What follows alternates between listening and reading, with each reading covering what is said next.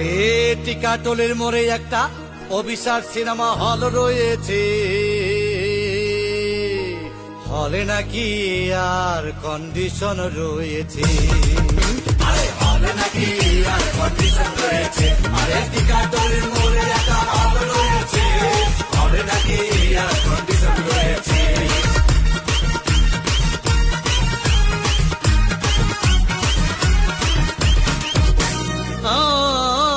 ভাই একদিন গেলাম সিনেমা দেখতে, আর রিক্সা থেকে নেমে দেখে হলে একটি সুন্দরী মেয়ে দাঁড়িয়ে আছে।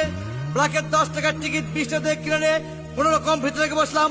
হঠাৎ দেখি পাশে চেয়ারে সেই মেয়েটি আমার পাশেই বসেছে।